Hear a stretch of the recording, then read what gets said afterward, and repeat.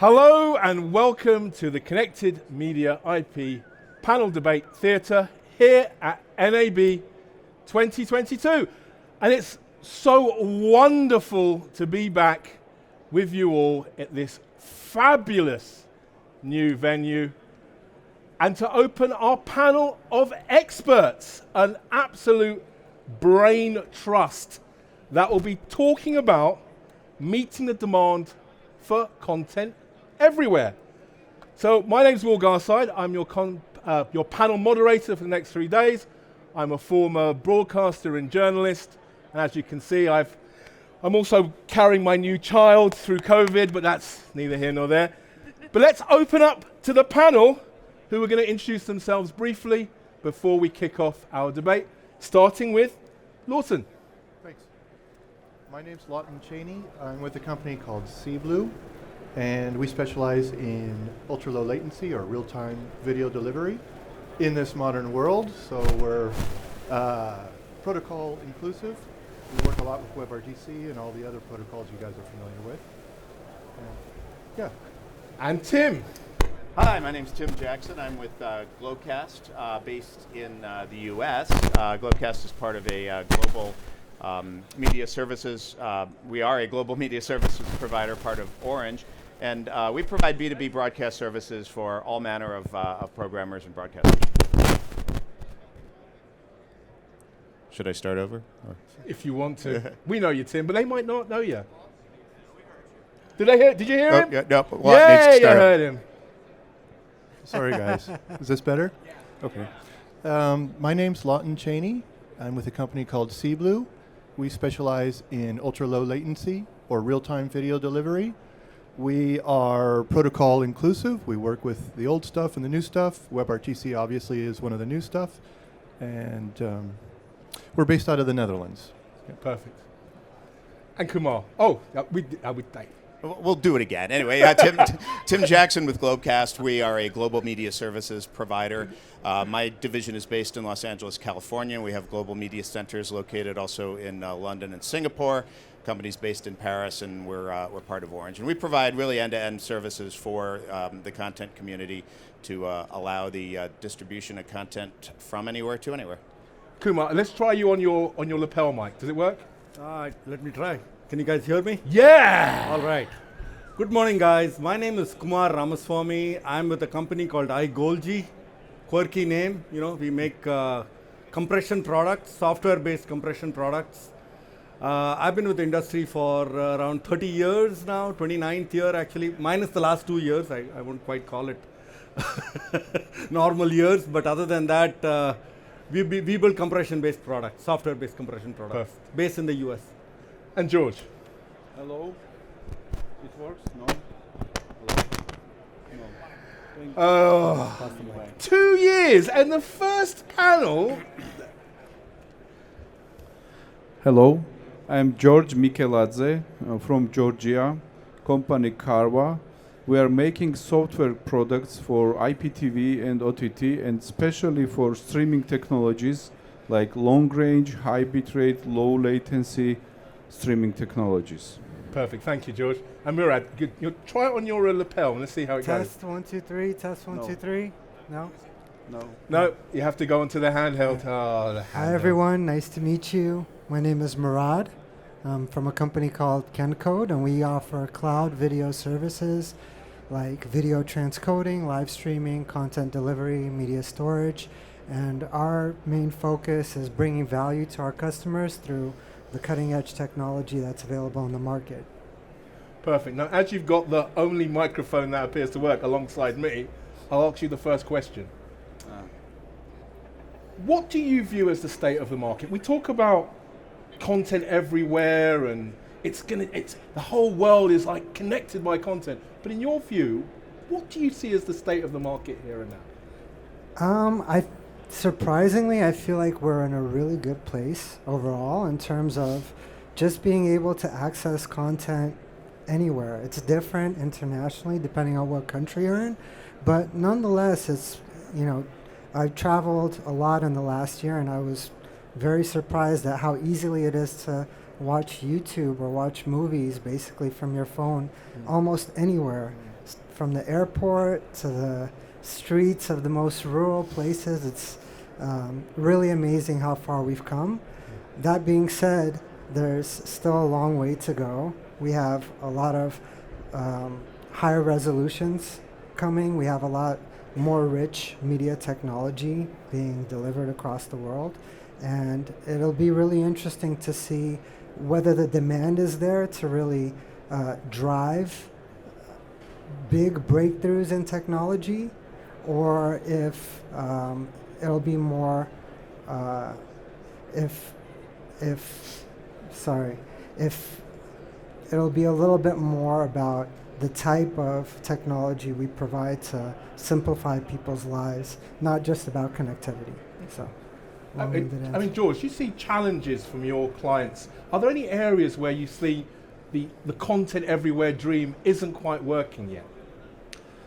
Yes, I agree. It does not work today. Today's technologies and infrastructure is lacking success. So people are demanding high quality content everywhere, but reality is not so. So this is very important because we have to develop technologies and develop infrastructures to provide high quality content, live streaming, low latency to everywhere. And everywhere, you know, the globe is quite big, and there are countries with challenging internet conditions, and not everyone is very close to any CDN or such kind of infrastructure. So there are too much challenges. Okay. And in the end, our viewers, I mean, not our viewers, we have technologies for that, but viewers in general, they receive quite poor quality. So we all know that. You make a good point, Kumar. We think of the world as being, the world is a very big place, and I have great internet connectivity, but that's not the case everywhere. Where do you see the next surge of adoption for this OTT everywhere dream emerging from? Let me back up. One, are you guys able to hear me? Yeah. Okay. So let me back up. I think there are two technologies in the last 30 years that has driven a lot of where we are today. First one is unifying, transport using the internet protocol, right?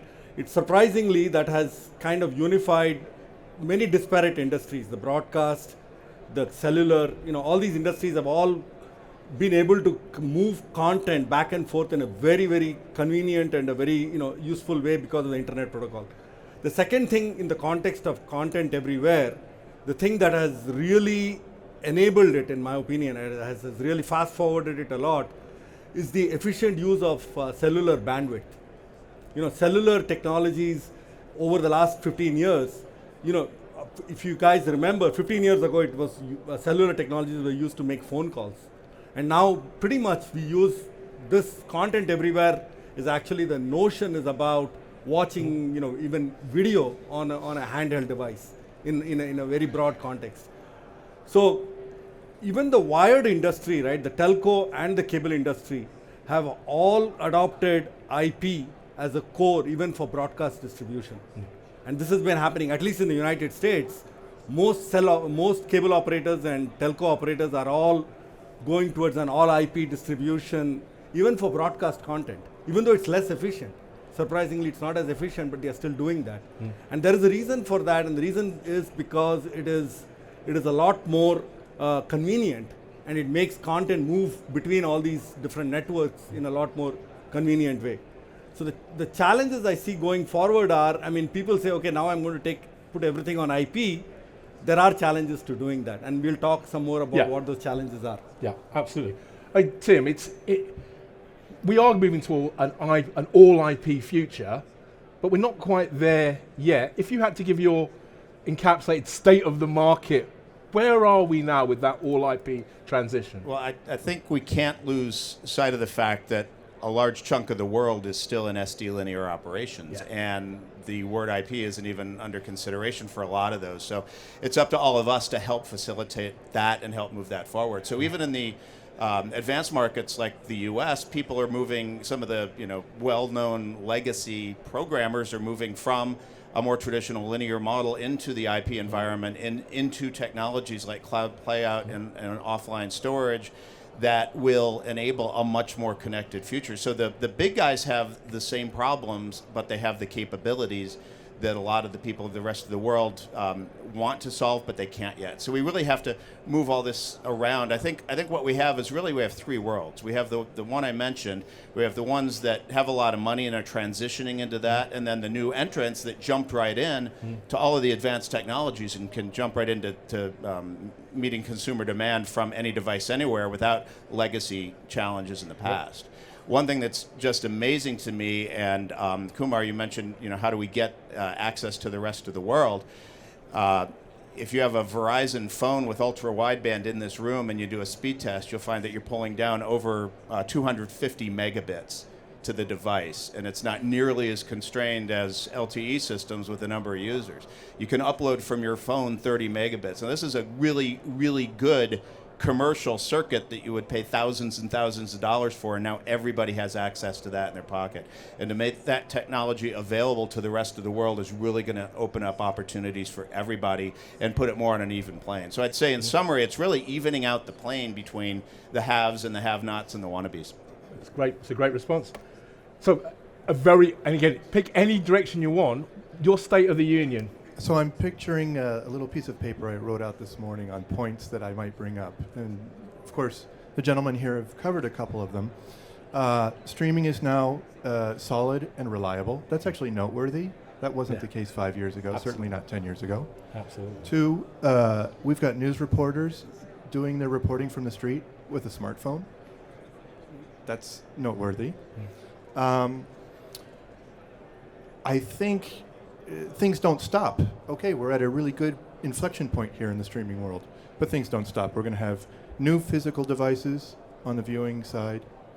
We're going to, I imagine, have new protocols to deal with eventually as well. One thing that I find intriguing is AR. Maybe we're going to have another wave of AR coming through.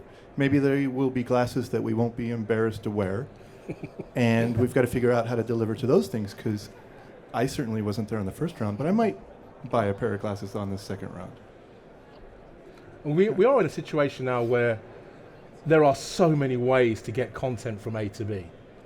I mean, there's satellite, there's DTV, there's cable, there's broadband internet, there's LEO, low Earth.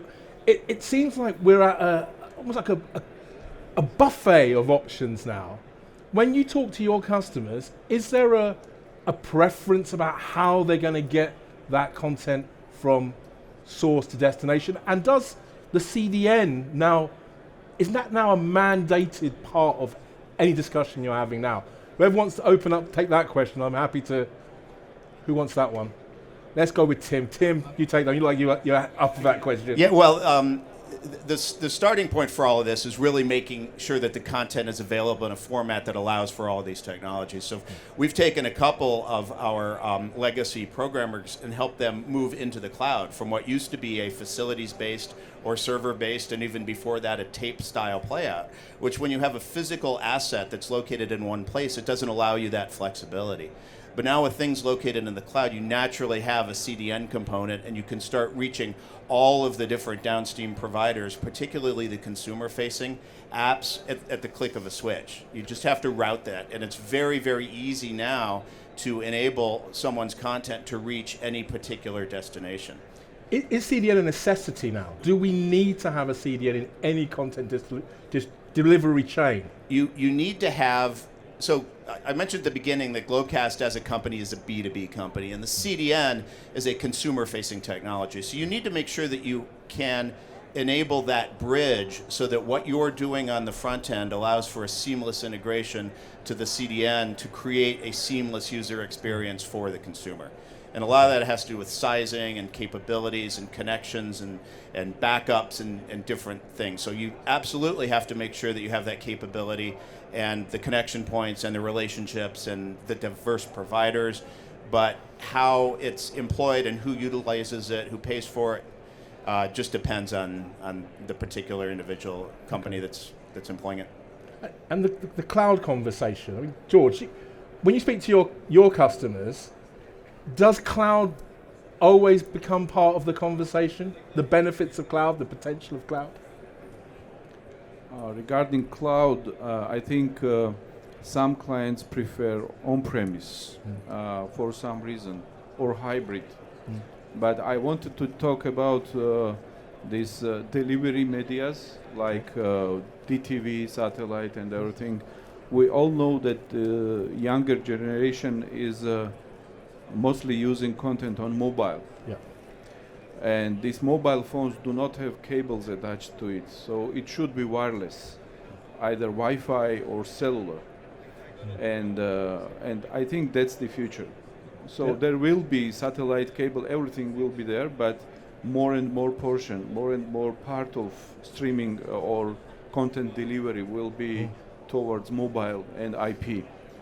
And there are some natural limitations of internet and technologies and the wireless technologies which prevent from high quality delivery of the content.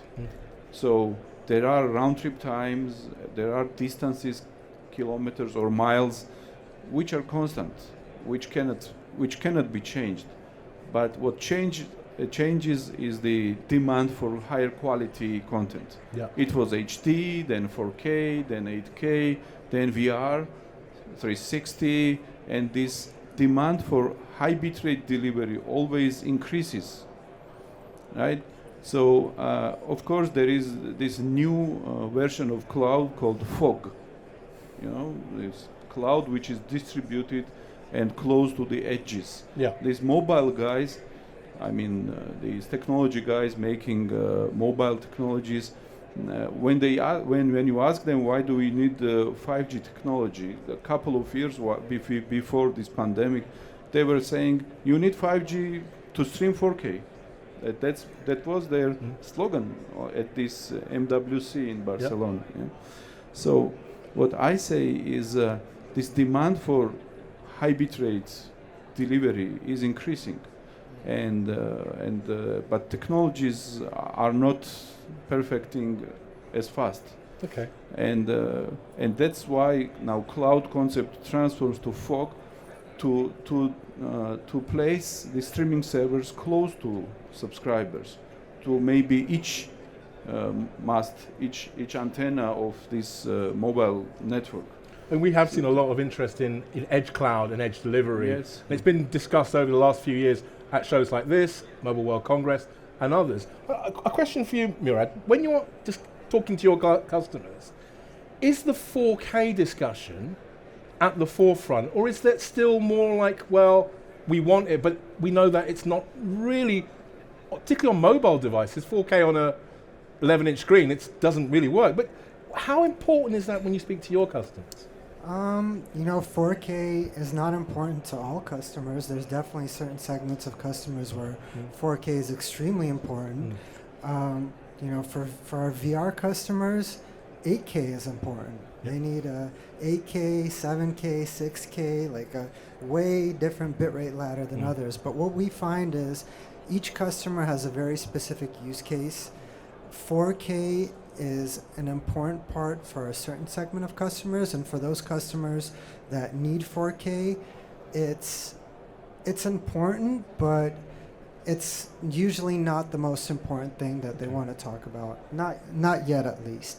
What are those, if you walk into the room and they say, what's the first thing that's on the mind of most customers you speak to? Yeah, especially if we're talking about content everywhere and delivery, one thing that is a very easy entry point into that conversation is actually the optimization of the content itself. No matter what kind of internet connection or infrastructure is available, there's a lot of work that our users are doing to actually optimize their existing video files, to make them smaller, to make them easier to deliver, so that while the infrastructure is being built out and the technology is catching up to really deliver content everywhere, there's major improvements they can make to their delivery process. Okay. So I'm going to pivot slightly, because one of the areas I find particularly interesting is the notion of net neutrality. Now, in this content everywhere nirvana of the future where we can watch anything we want on any device over any network, we make the assumption that we're going to be able to get that content equally. Now, I know in the US it's a really huge issue, and around the world, we all work in markets with national operators that are dominant. I'd love to get your views on net neutrality. How big a deal is it? What's our role to play as suppliers and operators? Give you the easy question. I thought I'd do that. Give you the really easy question to start off with. Right. Is this a philosophy question? Oh God, yeah. Yeah. Wasn't expecting this one. Going into what we've been up to in the last 6 months or a year, what we've been seeing. Okay, I'll babble a little bit. Let's see if I can get to net neutrality. What we've been very busy with, as maybe a lot of us have been, we have a lot of customers internationally, mostly in Europe, North America, South America. There's a little war going on in Ukraine, and we rely on many cloud providers for our infrastructure, and all of a sudden politics entered our vendor discussion. So that's on our vendor side. On the delivery side, we haven't run into anything recently in terms of a customer's stream being able to be shared or not be shared, or so I don't know if I can help much there.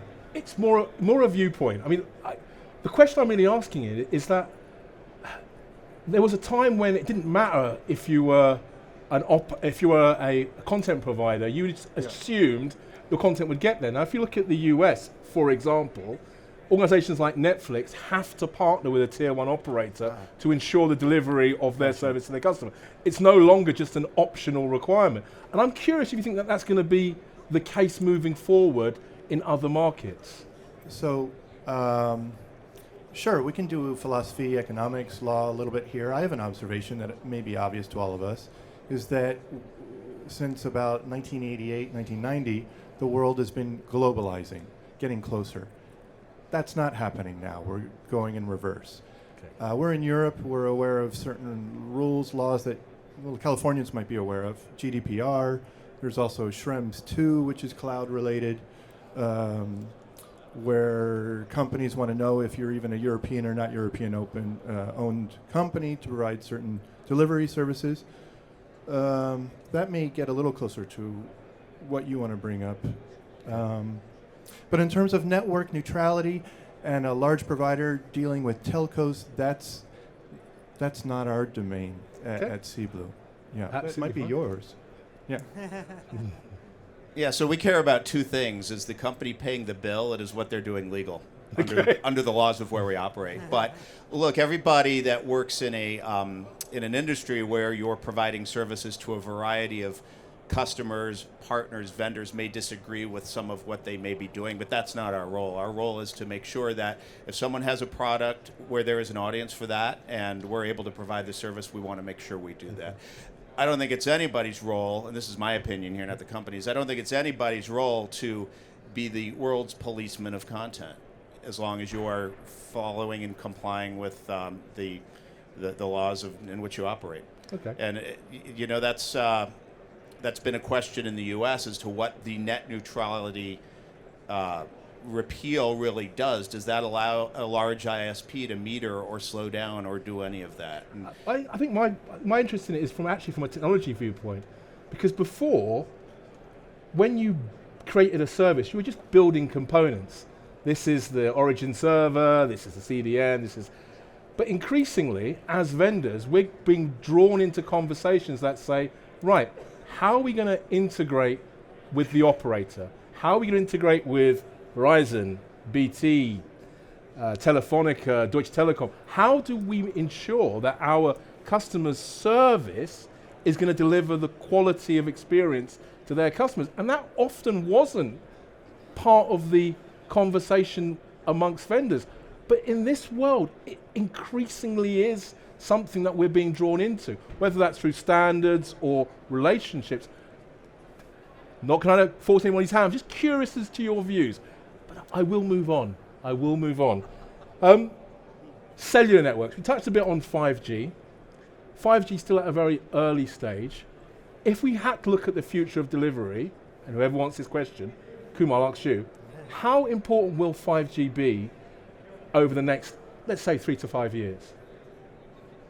So distributing video content over cellular networks, 4G actually has, as you can probably receive it already today, you can already get a pretty good stream of video, or the highest bandwidth consuming application is video. Streaming video is the most complex, end to end. Delivering a good service, good quality service, it's the hardest thing to deliver over a network, and it's being done pretty reasonably well. And as was mentioned, there is already plenty of bandwidth available to do a lot of that. The thing that is different, the thing that the cellular networks do not do well, is the notion of delivering broadcast content. And why is that? Because it's a point-to-point delivery service. Cellular networks are inherently designed to be point-to-point delivery systems. So if there are 1,000 people connected to watch a service, they are delivering it 1,000 times. Yeah. So it is fundamentally not designed for a broadcast service. So as you start to deliver higher quality video over these networks, it is better to overlay a broadcast-oriented video delivery service to make it much more efficient. And guess what? That's where ATSC3, I believe, at least in the United States, and similar DVB-T2 or other forms of broadcast technologies should overlay video delivery, live video content over a network which is being delivered, should be delivered using a broadcast mechanism. And the cellular industry has not and will not develop a purely broadcast mechanism, in my humble opinion. But multicast for 5G is theoretically possible, but again, no one is going to use the bandwidth to do something that DTTV does perfectly well already. Exactly. So the whole point is that there is a perfectly well-suited blasting technology which is called broadcast, which will do live much, much better than cellular can ever kludge together in any, even in 5G. So Mira, you're suggesting that the future of content everywhere is television. It's a shocking... No, for live. No, for live. For live content. Completely agree. I'm being joking. Correct. It's a very interesting point that we talk a lot about OTT and IP, but you look at the last Nielsen numbers, OTT only in North America is slightly more viewed. The rest of the world, television is still the number one viewed medium. I mean, again, we've got a few minutes. George, if you had to think about, say, 5 years into the future, what does the future of content delivery look like from your perspective? As I mentioned, from my perspective, the IP and mobile will prevail, not only in US but everywhere. So there will be nobody watching normal television. It's the matter of demand. Okay. Now teenagers demand only mobile delivery, and after 10 years these teenagers will become young people paying for service.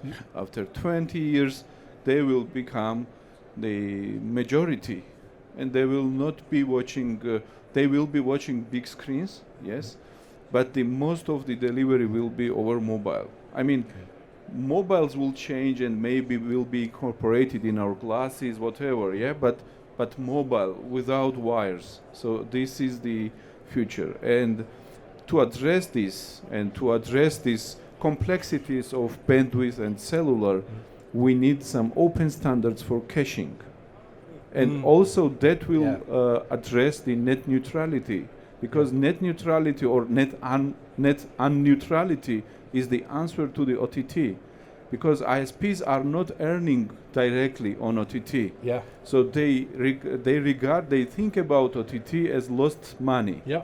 And that's why they are fighting it. So this is one like business or political aspect of net neutrality. But there is also second one, which is technical, which is natural, because there are internet exchanges, there are some traffic flowing around the world, and there are some bottlenecks. So these are technical reasons. And with technologies, what we do, we are fighting these shortcomings of IP distribution. Okay. So we have special technology called multi-pipe, which fights all these problems which we mentioned. Okay.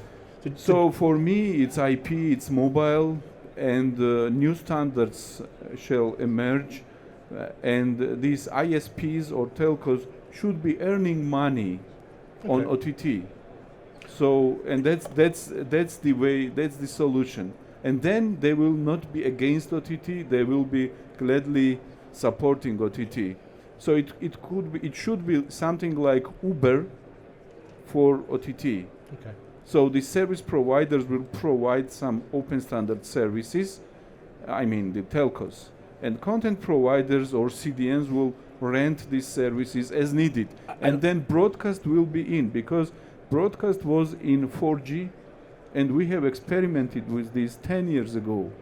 The broadcast is in 5G, but no one uses it, because no one understands how to finance it, who will be paying for it.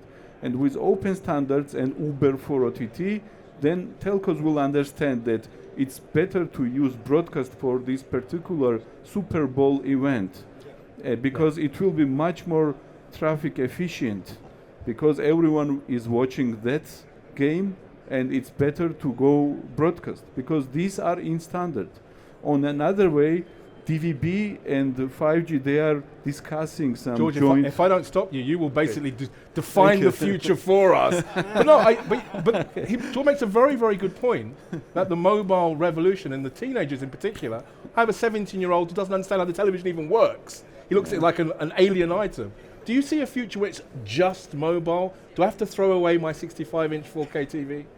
I personally don't see a future like that. I think I love watching movies. I think a lot of people love watching movies. People love watching TV shows, and I think we saw what happened with Quibi and efforts to do strictly mobile programming of content that people like to watch on TV.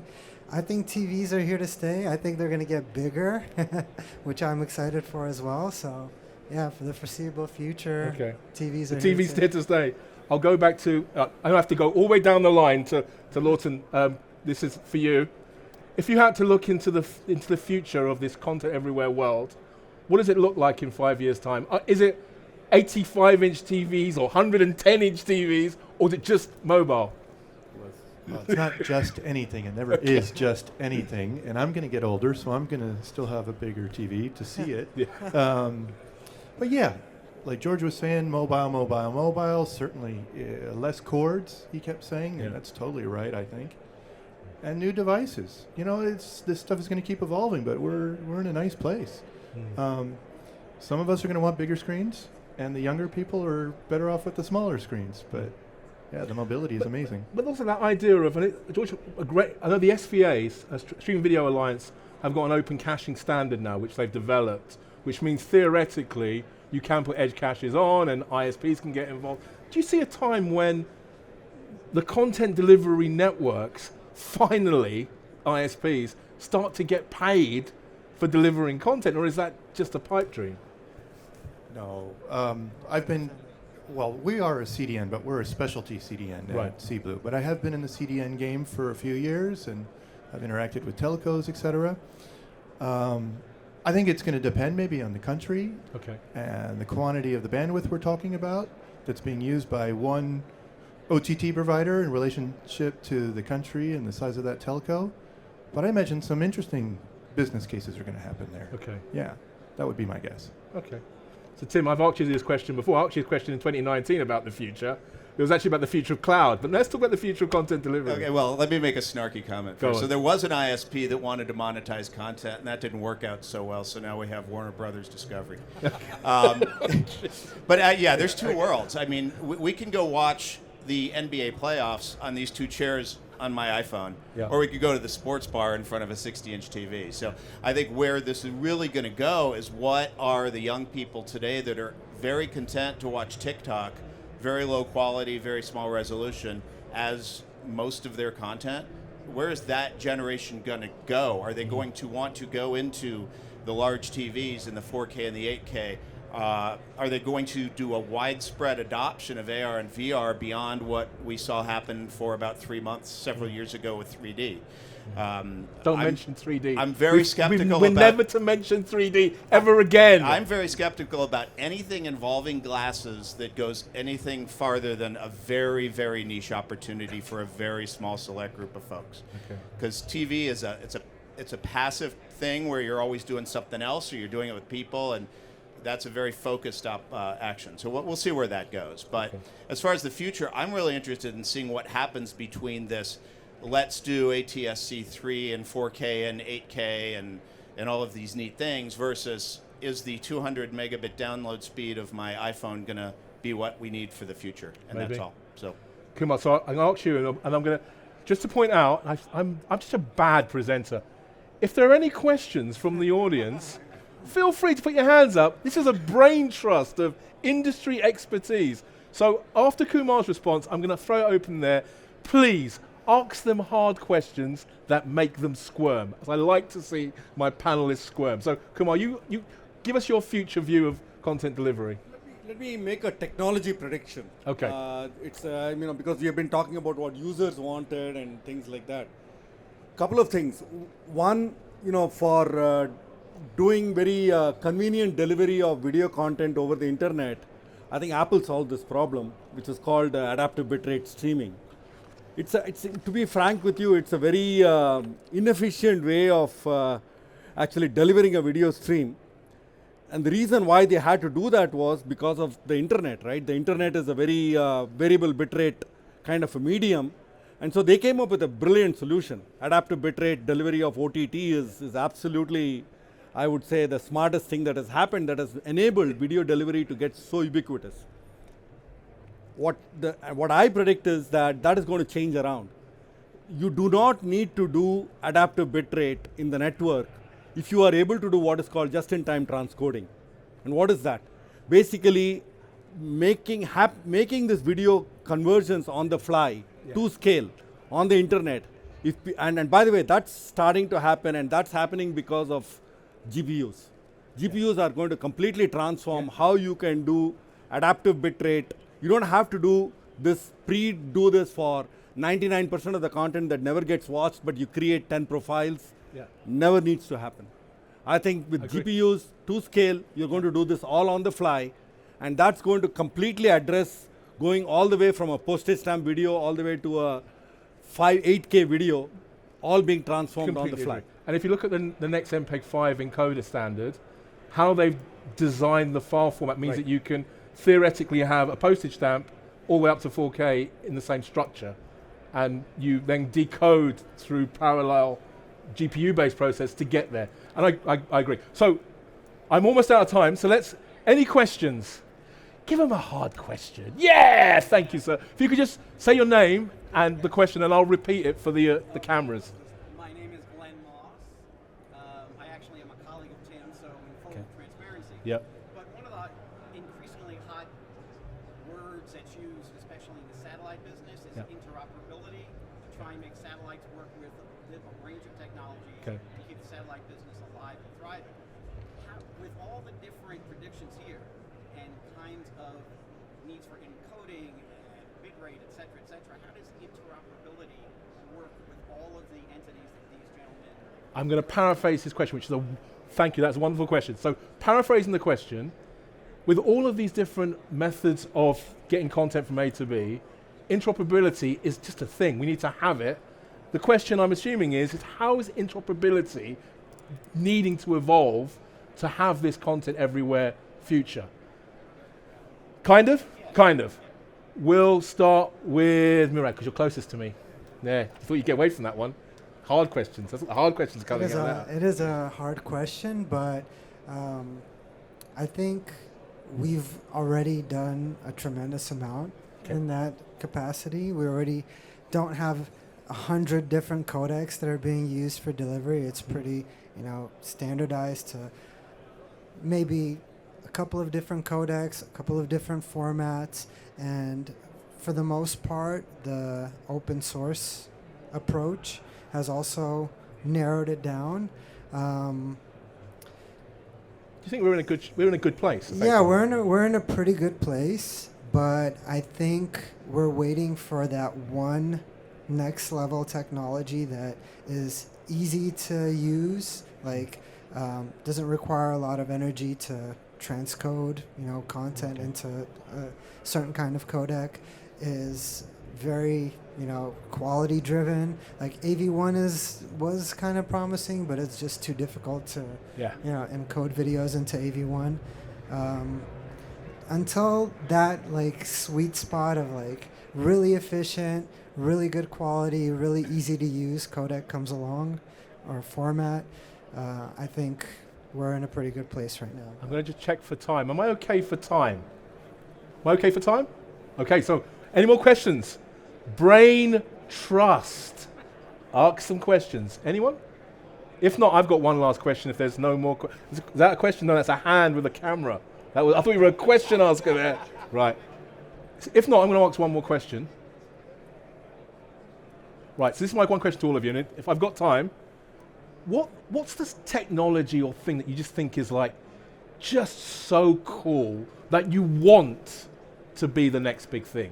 Not necessarily is, but the thing that you want to be like, wow, I wish this worked. I wish, like for me, I'll tell you my one is, and I'll give you a clue, object-based broadcasts, where you have elements sent to your device, and the device then builds those elements to give you a story. So imagine Game of Thrones, where you have the PG version, the 15 version, the 18 version, and like the like French version. All the objects are inside the device, and the device builds it. For me, I just think it's the coolest, geekiest thing. And I'm just wondering what this panel of experts, starting with George, is like the technology or model that you just think is so cool. I start? You start. Okay. But not too long. Just okay, very short. Okay. Very short. It's unification of gaming. This is what you said. Gaming and movies. Yeah. So interactivity. Yeah. Involvement of the viewer into the story. So you feel part of it. Okay. Yes. This is one thing. That's right. And second thing is VR. Yeah. It was mentioned that anything connected to glasses, yes. But today we all have mobile phones, right? They are not so convenient. I mean, because you have to carry it. Yeah. But if it will be like glasses, which you wear anyway, then mobile phone or your communication device will be your glasses maybe in the future. And it's augmented reality, it's virtual reality, and this is the future, I think. Kumar. Anything like even weird stuff, you feel free. Most virtual reality experiences that I've had actually falls really short of what I really want to experience. To me, one of the biggest challenges, and it's a technology challenge. I mean, people have talked about, this VR or that VR experience is good, but actually, it's a really subpar experience as it is today, in my opinion. I mean, based on all the experimentation I've seen, even in some of the better labs. What we really are lacking is actually it's a technology for a change. Unlike a market problem, this is really a technology problem, and the technology problem is one of getting very high quality, very highly resolved, high speed, changing video inside a VR experience. Okay. Right now, it's an extremely low quality. Simply because it's a moving experience. People think they can get away with a VR experience that's poor resolution. Actually, it looks like a toy game right now, in my opinion. That's what most VR experience looks like. I hope that somewhere in the next 15 years, 10 to 15 years, we are able to develop a VR experience that is truly the equivalent of your 4K experience for linear television, but in a VR world. Okay. Tim, I know you're a big fan of VR. I'm going to skip over that. Yeah. I'm going to go something a little more mass market. So Okay. we talked about how our iPhones and our other types of mobile devices have the ability to pretty much do anything now. But I want something like that 40 1.6-inch Sharp TV right in front of us there, to be able to be folded up small enough so that I could stick it in my briefcase and take it with me anywhere. Yeah. Since the iPhone can do everything except give me a nice big picture, Yeah. that will enable you to actually experience a lot of media the way it's meant to be experienced. So the portability of good high-resolution, large displays is really going to be a game changer for every technology. Completely agree. Completely agree. Awesome. I like his answer. That Yeah, was it's a a good good answer. one. No, I'd like an AR experience that I'm willing to use with my pair of glasses. Yeah. And Kumar, you mentioned something about real-time transcoding on a per individual. We're working on this stuff right now, which I think is going to happen pretty soon. Yes. And then the interactive stuff, we're watching it. It actually is happening. We're enjoying that. That's part of what we do, to support platforms that do that. That's happening. So, yeah, I don't have any That is awesome cool. vision. Samira, you're the last one of the day. We have to go all the way to technology. We tested these headphones. We tested them, and yeah. I was gonna say VR too initially because I'm just really excited about VR technology. But to be frank, if I'm really thinking out of the box, just connect the Neuralink directly to my optic nerve, and give me that's gonna solve all the screen resolution issues and the bandwidth.